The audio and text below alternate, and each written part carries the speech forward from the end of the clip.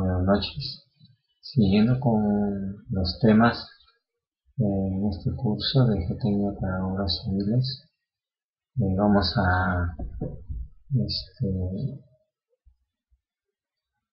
tocar el tema de la física y mecánica de los suelos.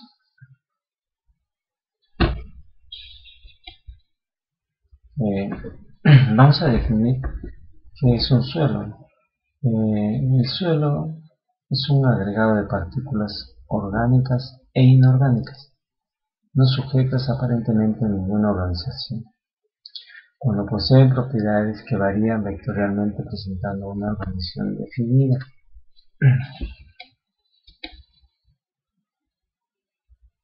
¿Cuáles son las fases del suelo?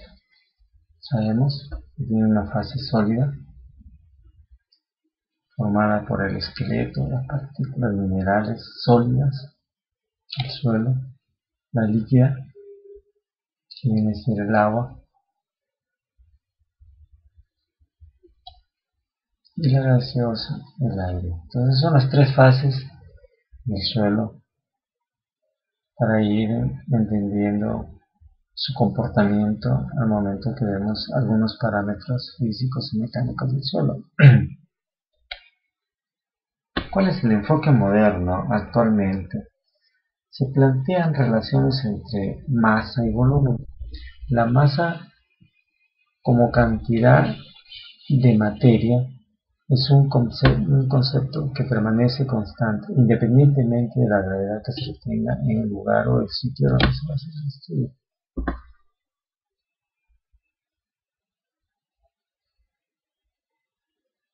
Bajo este nuevo enfoque se plantean las relaciones de fases, de mover, volúmenes y las masas, el aire, el agua y los sólidos, las tres fases que comprenden.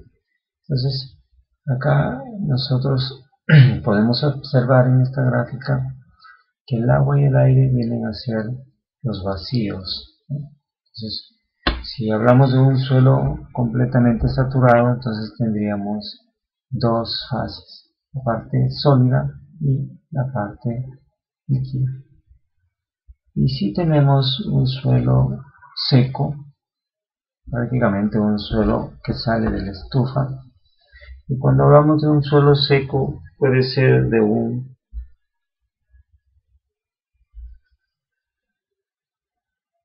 lugar árido de desiertos, ¿no? Donde tendríamos dos fases, sólidos y aire. Pero en esta parte hay que tener cuidado que en la ingeniería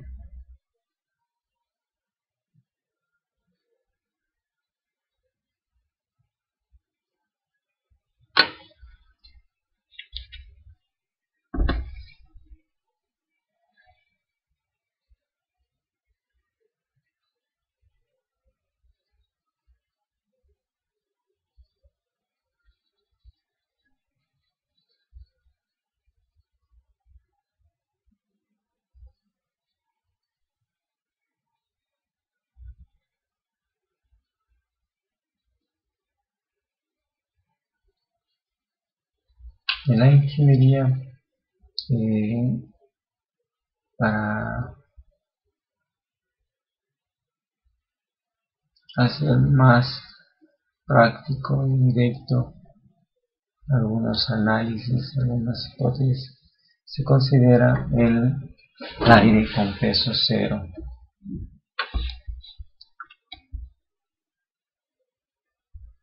Se desprecia la masa del aire para fines de ingeniería que acababa de mencionar, pero realmente no es un valor cero. El volumen de vacíos puede ocuparse por aire y agua. Sí.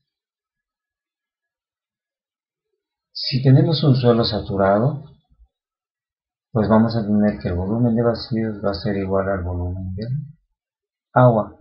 En esta parte, cuando ustedes realicen algunos cálculos para poder encontrar relación de vacíos,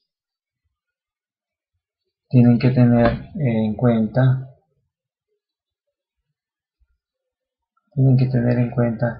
de que al momento que ustedes encuentran un peso del volumen de vacíos. Como el volumen de vacíos está ocupado por el agua, entonces van a tener que el volumen de vacíos va a ser igual al peso del agua. Son para fines prácticos, ¿no? Acá tenemos algunas relaciones importantes: la porosidad, grado de saturación, relación de vacíos, contenido de agua, humedad y el grado de saturación. En algunos libros les llaman propiedades índice de los suelos. ¿A qué decimos propiedades índice de los suelos? Propiedades índice es un indicio, ya nos da un indicio del comportamiento del suelo.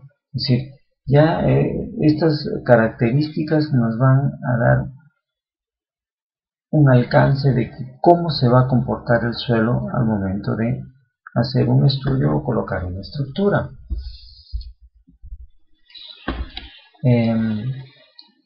La relación de vacíos viene a ser el volumen de vacíos sobre el volumen de sólidos. La porosidad, volumen de vacíos, volumen total de la muestra. El grado de saturación, también en algunos libros simbolizado de esta manera, viene a ser el volumen del agua, volumen de vacíos. El contenido de agua natural, que es un parámetro muy usado para poder encontrar qué cantidad de agua tiene el suelo. Entonces, acá, esto de acá es una relación gravimétrica. Las anteriores vimos como grado de saturación son relaciones volumétricas, y acá tenemos una relación gravimétrica y podemos ver de que es la masa del agua entre la masa de los sólidos. Entonces acá es importante porque podemos encontrar suelos completamente saturados. Se tiene la oportunidad que en el estudio para hacer la tesis de maestría en suelos que presentaban contenido de agua aproximadamente 280%. Entonces podemos darnos cuenta que muchas veces tenemos suelos que tienen un contenido de agua bastante altos. En ese caso se relaciona, por eso son propiedades índice, se relaciona en donde el contenido de agua es con porcentajes altos como 200, 300%, tiene que tener relación con valores que se encuentren de relación de vacíos. De relación de vacíos van a ser altos, por lo tanto ya nos están dando un indicio de cómo se va a comportar este suelo. De hecho, que va a tener asentamientos más pronunciados o asentamientos más grandes. La densidad, la masa sobre el volumen, densidad de la muestra, ¿no? Despreciando la masa del aire, estamos hablando acá, considerando cero la masa del aire. La densidad del aire, pues ahora sí, no, la masa del aire es el volumen del aire. La del agua, la masa del agua entre el volumen del agua. La densidad de sólidos, acá hay que tener un poquito de cuidado cuando pronunciamos o decimos algo con respecto a la densidad, ¿no? Densidad, también peso específico de los suelos, Y densidad de los sólidos, estamos hablando del suelo, ¿no? Del suelo, en donde se tiene unidades. En esta parte hay que tener mucho cuidado porque luego vamos a ver, tenemos la densidad del agua estándar, ¿no? Un megagramo por metro cúbico, un kilogramo de metro cúbico, un gramo por centímetro cúbico. Esto de acá es generalmente trabajado a 4 grados centígrados, es decir, hay que tener cuidado en esta parte, considerar uno cuando se trabaja por fines prácticos a una temperatura de 4 grados centígrados. La densidad del aire, tenemos valores también. La densidad relativa de los sólidos, donde le mencionaba cuando se estaba hablando de densidad de sólidos, ¿no? Entonces, hay que tener cuidado cuando realmente hablamos de densidad relativa de los sólidos. Es acá donde es un valor adimensional, ¿no? Y es la relación entre la densidad de los sólidos y la densidad del agua. Entonces, hay que tener mucho cuidado. La densidad seca del suelo, nuevamente estamos hablando de una característica con unidades, ¿no? Teóricamente, sin agua en la muestra es un suelo seco, ¿no? Por lo tanto, estamos hablando de la masa de sólidos, donde el contenido de agua y el grado de saturación son 0, ¿no? Densidad saturada, ahora sí estamos con el suelo saturado, donde si hablamos saturado, estamos hablando hipotéticamente de un grado de saturación del 100%. Entonces, un suelo normalmente saturado no llega a tener un 100%. Por lo tanto, si se habla 100%, es cuando vamos a empezar a explicar algo de las pruebas triaxiales, ahí vamos a ver de que en un primer paso, cuando hablamos de una consolidación,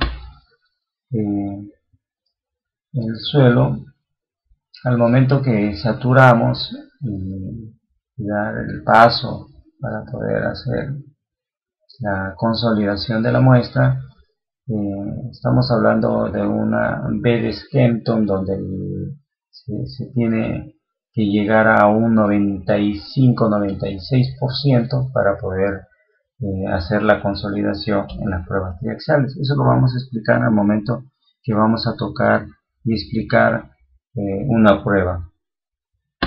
Entonces tenemos la densidad saturada del suelo, tenemos la masa saturada, masa del agua más la masa de los sólidos. Ese viene a ser la densidad de una muestra saturada. El peso específico del suelo igual a la densidad del suelo multiplicada por la gravedad en el lugar de la experiencia, ¿no? Acá tenemos el peso específico, la densidad por la gravedad. Tenemos acá la densidad, que va a ser la masa sobre volumen. Entonces tenemos acá el peso sobre volumen. Entonces el peso específico viene a ser el peso sobre el volumen. En ingeniería civil se utiliza directamente este valor, ¿no? Peso específico sumergido del suelo. Con el suelo en condiciones de estar debajo del nivel de aguas freáticas, entonces acá tenemos este peso específico sumergido. Tenemos la densidad saturada menos la densidad del agua multiplicado por la gravedad, ¿no? Entonces acá se traduce a peso específico saturado menos peso específico del agua. La densidad relativa de los sólidos del suelo. Primera forma en que se escribió fue de esta manera, ¿no? Peso específico relativo es S y luego eso está dado por el peso específico de los sólidos entre el peso específico del agua.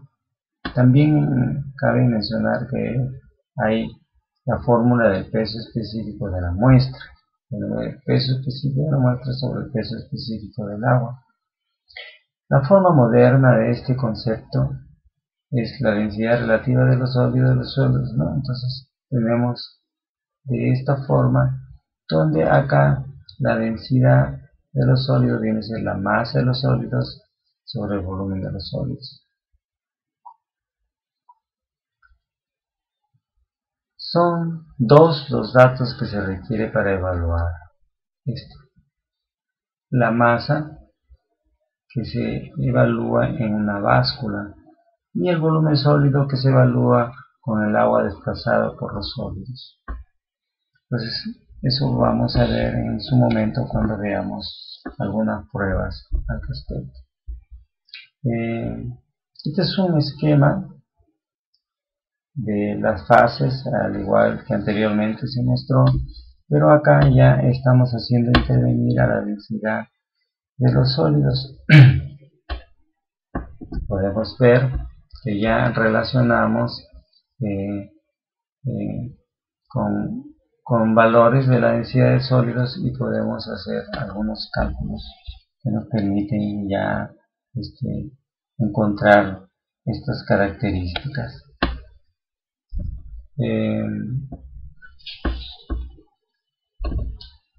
La compacidad relativa de suelos granulares. Una cierta cantidad de partículas granulares puede ocupar volúmenes diferentes según se acomoden. Mide la eficiencia en el acomodo de las partículas sólidas. La compacidad mide la eficiencia. A mayor cantidad de sólidos en cierto volumen, la compacidad es mayor. Entonces, si menos espacios o menos valores de relación de vacíos, pues nos va a permitir tener una compacidad mayor. Carter-Sagi definió la compacidad relativa en función de la relación de vacíos. Acá tenemos la fórmula de la compacidad relativa, donde acá tenemos relación de vacíos máximos, y la relación de vacíos máximos pues se va a dar en los suelos sueltos, natural en un suelo natural, y el E mínimo o relación de vacíos mínimo va a ser en el suelo compactado, ¿no? Donde tenemos menos valores de relación de vacíos. Otra propiedad o otra característica física de los suelos es la estructura.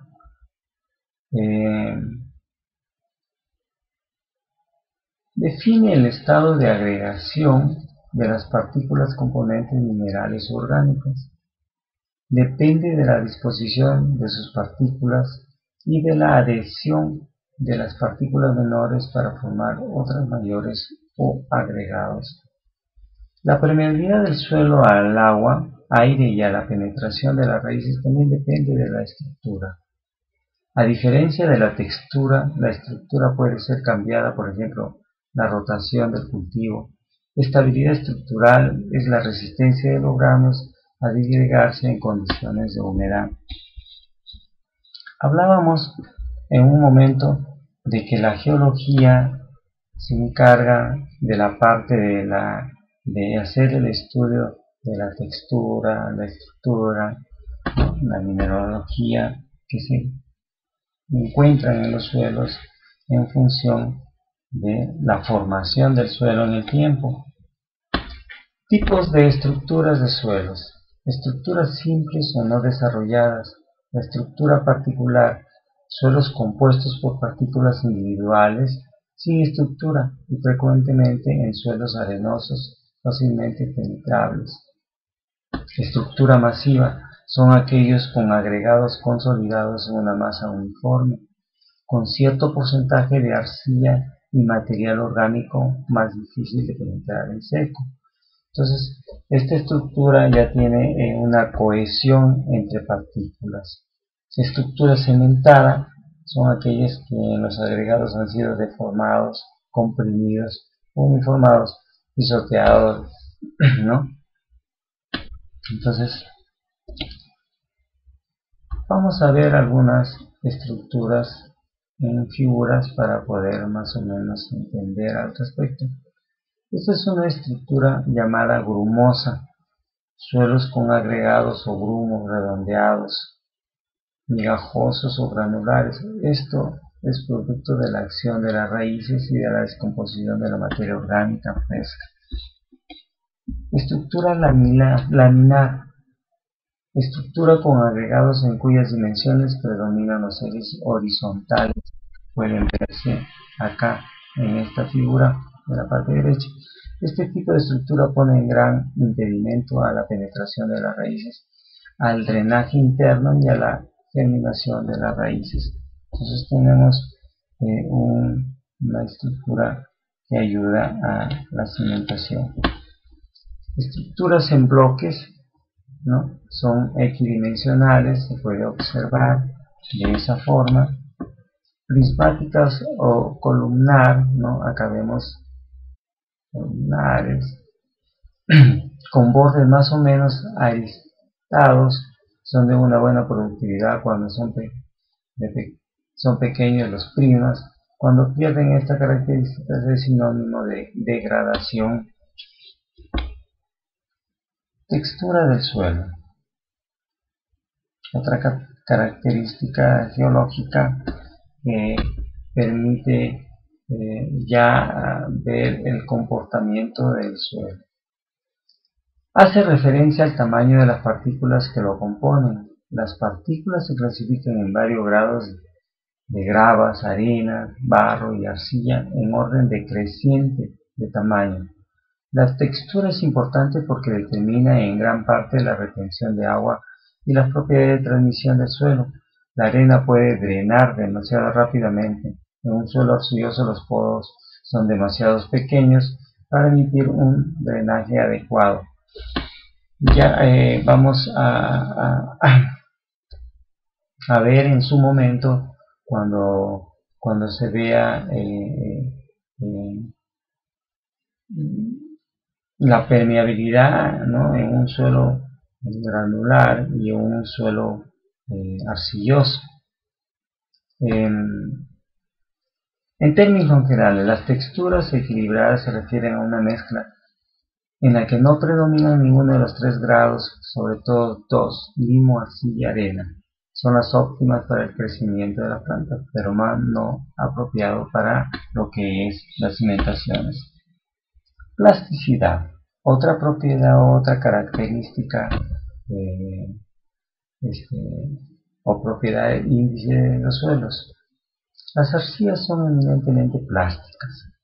Esta propiedad se debe a que el agua forma una envuelta sobre las partículas laminares, produciendo un efecto lubricante entre ellas, que facilita el deslizamiento de una de las partículas sobre otras cuando se ejerce un esfuerzo sobre ellas. La elevada plasticidad de las arcillas es consecuencia nuevamente de su morfología laminar, tamaño de partícula extremadamente pequeño, elevada área superficial y alta capacidad de hinchamiento. Entonces, la plasticidad de las partículas arcillosas, mientras más pequeñas sean las partículas, vamos a tener un suelo más plástico. Generalmente esta plasticidad puede ser cuantificada mediante la determinación de los límites de ATB o límites de consistencia, donde se tiene que encontrar el límite líquido, el límite plástico y el límite de retracción o contracción. Estos límites marcan una separación arbitraria entre los 4 estados o modos de comportamiento de un suelo: sólido, semisólido, plástico y semilíquido o viscoso.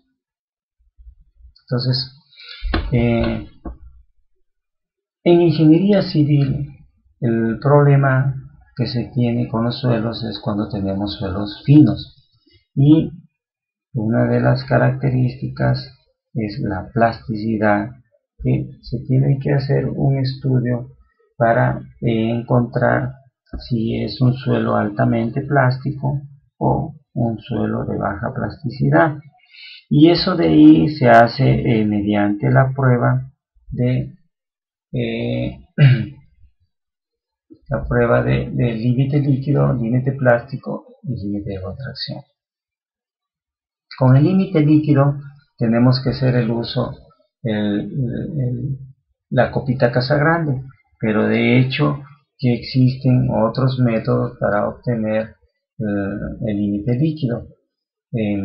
Y el límite plástico pues es mediante el rollito.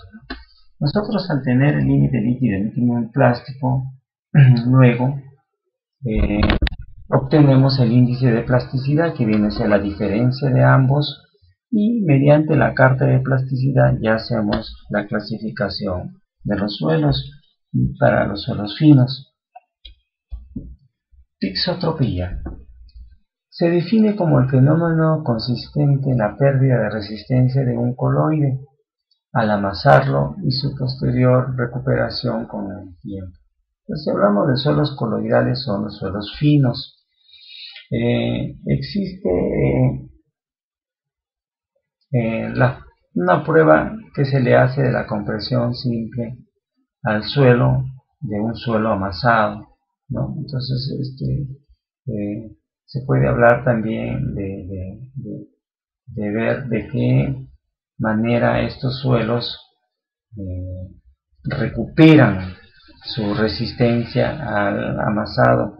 Eso lo relaciona cuando existe un sismo y viene el sismo en un inicio, pierden su resistencia estos suelos finos saturados, pero con el tiempo recuperan esa resistencia. La granulometría es otra de las propiedades o propiedades índices de los suelos, donde este proceso es determinar el tamaño nominal de las partículas. Es el proceso para determinar la proporción en que participan los granos del suelo en función de sus tamaños. Esa proporción también se le conoce como gradación del suelo. Cuando hablamos de gradación, pues en las normas de vías urbanas también se menciona al respecto, donde se tienen las gradaciones para diferentes tipos de vías, para vías principales, para vías secundarias. Entonces, las normas ya nos dan un rango en la cual, en su momento, cuando vamos a explicar compactación, voy a tratar de explicar desde el material que se tiene que considerar en un mejoramiento del suelo, que partiría desde la cantera de afirmado hasta obtener el grado de compactación del suelo. Todo eso se va a explicar en la parte de compactación. Entonces, granulometría es la parte de la mecánica de suelos que estudia lo referente a las formas y distribución de las partículas que constituyen un suelo, ¿no?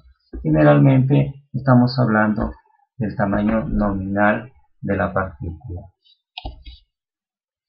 ¿Cuáles son los métodos? El método de tamizado para las partículas granulares y el de sedimentación para la fracción fina mediante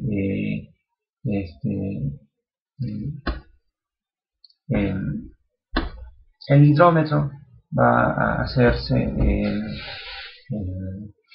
la granulometría para el suelo fino. El tamizado tiene dos métodos, que son por vía seca y por vía húmeda. y se van a obtener las curvas. Estas curvas van a estar en función del tamaño de partícula. Acá podemos ver, para más o menos tener una idea, tenemos los suelos diferentes en las curvas donde vamos a explicarles, ¿no? Hombre, la forma de la curva de distribución de tamaño de partículas indica si los tamaños varían en un rango amplio. La curva C, pues amplio, la curva C, o estrecho, la curva B. Si el rango tiende a los tamaños mayores del suelo grueso, bueno, la curva a los menores del suelo fino C. Si todos los tamaños tienen proporciones en peso relativamente iguales, el rango es amplio y la curva suave.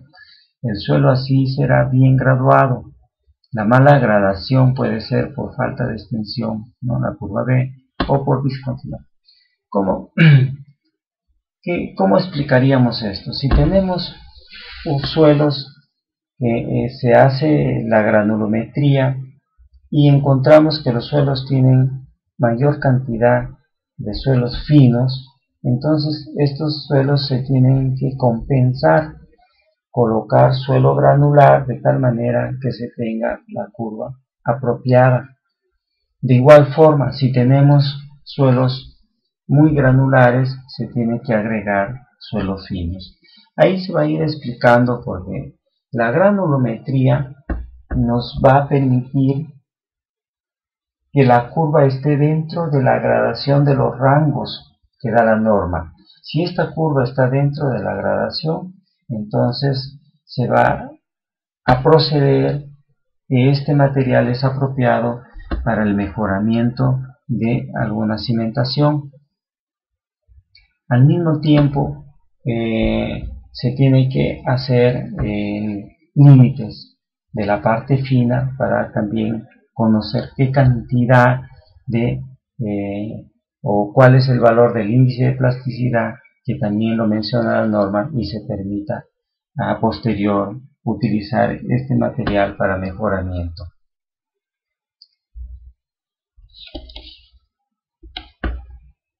En las curvas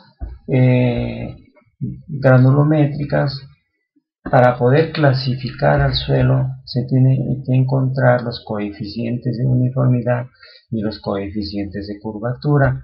Entonces estos valores, para poder clasificarlos, tienen que estar en unos rangos y así poder clasificarlo, como por ejemplo podemos tener una grava mal graduada, una arena bien graduada, y dependiendo de la clasificación, pues podemos los suelos, si los suelos estamos hablando de hasta un 5% de finos, entonces podemos clasificar de esta manera. Pero en posterior se podría ya hablar en su momento, cuando ustedes hagan sus preguntas, se les puede explicar referente a la clasificación de los suelos mediante el SUS. Análisis granulométrico de los suelos finos mediante el hidrómetro. Entonces, esto es un análisis que se hace por sedimentación, ¿no? En los análisis granulométricos de suelos finos, usando la técnica del hidrómetro, es necesario manejar el concepto del diámetro equivalente, ya que las partículas que constituyen los suelos finos distan mucho de la forma esférica.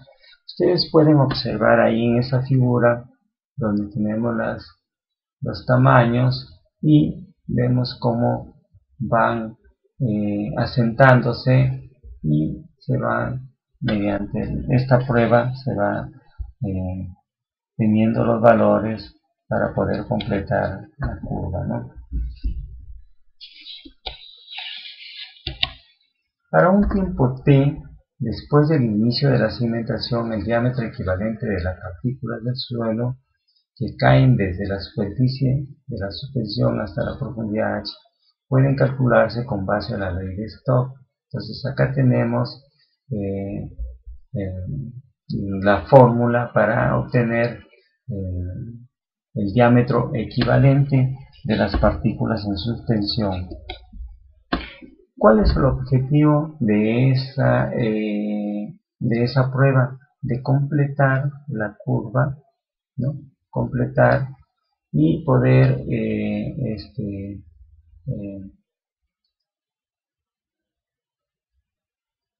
tener una curva completa y poder saber cómo está distribuida las partículas de ese suelo. ¿Cuáles son las propiedades mecánicas? Ya vimos cuáles son esas propiedades físicas y en su momento esto va entendiéndose cuando empecemos a utilizar fórmulas, cuando empecemos a hacer cálculos o algún análisis, ya podemos utilizar algunos de estos parámetros. Las propiedades mecánicas de los suelos. Las propiedades mecánicas de los suelos permiten al ingeniero de cimentaciones a llegar a un diseño de una obra. Entonces tenemos la cohesión, el ángulo de fricción interna, el módulo elástico del suelo y el módulo de variación volumétrica. Estas propiedades se obtienen de la compresión simple, corte directo, triaxiales, consolidación, prueba de placa y otros. Unas son pruebas de laboratorio y como también pruebas de campo. Corte directo puede hacerse en laboratorio como también puede hacerse en campo.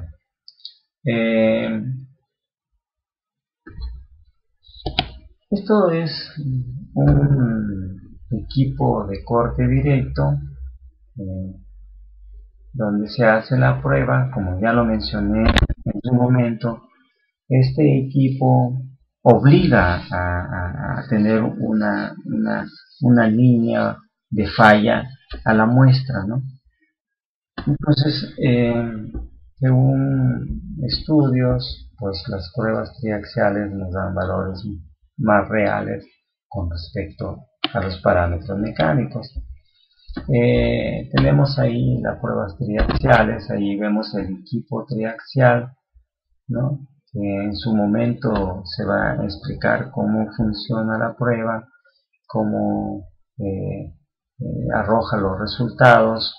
Entonces vemos ahí una tablita, ¿no? De las pruebas de compresión y extensión que se hacen, teniendo el esfuerzo confinante y constante y la axial. Es decir, hay una variedad de formas como va uno haciendo la prueba, ¿no? Y acá tenemos en los ensayos triaxiales pues la etapa, ¿no?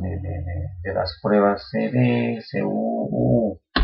Esto de acá se va a hacer la prueba, explicar el procedimiento desde cero hasta obtener el resultado, hasta que la muestra falle, y cómo se obtendrían las curvas y luego cómo obtendríamos los parámetros mecánicos de los suelos.